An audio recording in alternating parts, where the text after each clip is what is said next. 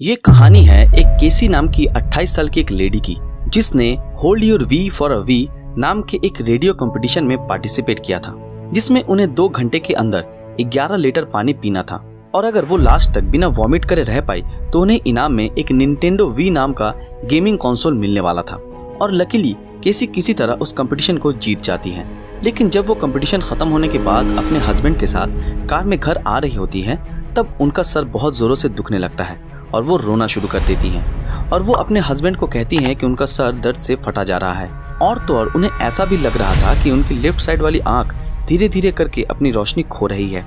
और इन सब बातों को सुनकर उनके हस्बैंड और भी तेजी से गाड़ी चलाकर जल्द से जल्द घर पहुंचने की कोशिश कर रहे थे, क्योंकि उन्हें ऐसा लगता है कि अगर वो थोड़ी देर आराम कर लेंगी तो वापस से नॉर्मल हो जाएंगी। खैर, जब वो घर पहुंचती हैं तब केसी अपने रूम में सोने चली जाती हैं और उनके हस्बैंड डिनर प्रिपेयर करने में बिजी हो जाते हैं और वो सिर्फ 30 मिनट में अपना डिनर बना लेते हैं और वो सोचते हैं कि जब तक केसी सो रही है तब तक क्यों ना टीवी देख लिया जाए। लेकिन जब वो जैसे ही टीवी चालू करते हैं वैसे ही केसी को अचानक से हर 20 मिनट के इंटरवल में दौरा पड़ना शुरू हो जाता है और टीवी की आवाज़ के चलते केसी के हस्बैंड को इसके बारे में पता भी नहीं चलता।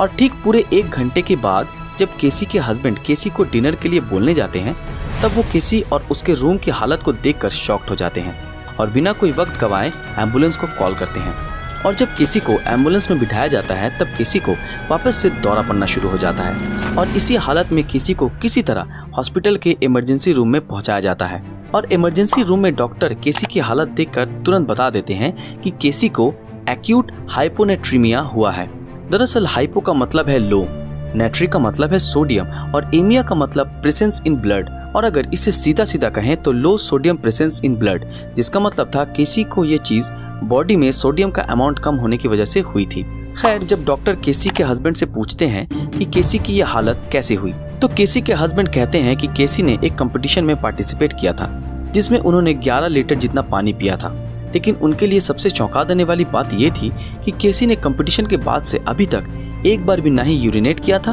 और ना ही वॉमिटिंग, जिसका मतलब था कि 11 लीटर पानी अभी भी केसी के बॉडी के अंदर ही मौजूद था। और ये बात सुनकर केसी के डॉक्टर काफी ज्यादा शॉक्ड हो जाते हैं, क्योंकि जितनी केसी की एज थी तो उस हिसाब से केसी के बॉडी में फैट का अमाउंट काफी ज्यादा होना चाहिए था और वहीं दूसरी तरफ वाटर को स्टोर करने की कैपेसिटी उतनी ही कम। तो जब केसी की बॉडी उतना वाटर स्टोर ही नहीं कर सकती थी तो आखिर वो पानी गया कहाँ? तो जैसा कि डॉक्टर ने बताया था कि केसी की बॉडी में सोडियम का प्रेजेंस बहुत कम था और अगर आपने केमिस्ट्री पढ़ी होगी तो ये बात तो आपको मालूम ही होगी कि नॉर्मल वाटर हमारे बॉडी में जाने के बाद हमारे सेल्स के अंदर मौजूद सोडियम की तरफ अट्रैक्ट होने लगता है। और अगर डॉक्टरों की माने तो जब केसी ने उस 11 लीटर पानी को पिया होगा तो वो वाटर भी सोडियम की तलाश में उसके बॉडी ऑर्गन्स के अंदर घुसना शुरू हो चुका होगा, जिससे अल्टीमेटली केसी का लीवर और बाकी बॉडी ऑर्गन्स फैलना शुरू हो गए होंगे। लेकिन केसी के लिए ये सभी ऑर्गन्स का फैलना उतना ज्यादा प्रॉब्लम क्रिएट नहीं कर सकता था, क्योंकि ये सभी ऑर्गन्स के पास एक्सपैंड करने के लिए सफिशिएंट अमाउंट मौजूद थी। लेकिन केसी के इस हालत के पीछे का कारण उसका ब्रेन था,